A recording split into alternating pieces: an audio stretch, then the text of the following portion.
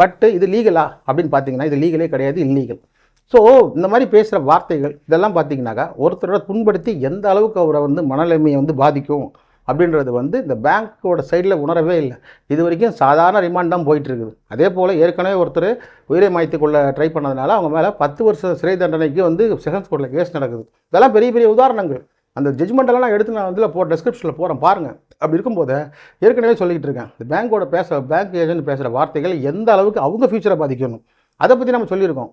But சில time advocate நாங்கள் phone பண்ணாலும் எங்ககிட்டயும் அப்படி தான் பேசுகிறாங்க. என்ன பண்ணுறது தம்பி, அப்படிலாம் பண்ணக்கூடாது தம்பின்னா கிடையாது. என்கிட்ட எல்லார்ட்டையும் பேசுகிற மாதிரி அட்வொகேட்டையும் பேசுகிறாங்க. சரி எங்களை பேசினா பரவாயில்ல, நம்ம கிளைண்ட் சார்பாக போகிறோம், அதுக்காக அது ஏற்றுக்கு தான் ஆகணும். சட்டப்படி என்ன பண்ணுறதுங்கிறத நம்ம சொல்லிக்கிட்டு இருக்கோம். அடுத்தது பார்த்தீங்கன்னா ஏற்கனவே சொன்ன மெயில் முக்கியம். எதுக்காக இந்த பழைய ப்ராசஸ் எல்லாம் விட்டுட்டு மெயில் ப்ராசஸை நான் உங்களுக்கு இனிஷியேட் பண்ணுறேன். உங்கள் secured unsecured loan credit card default குறித்த சந்தேகங்களுக்கு வழக்கறிஞர் சரவணன் பதில்கள் யூடியூப் சேனலை சப்ஸ்கிரைப் செய்யவும்.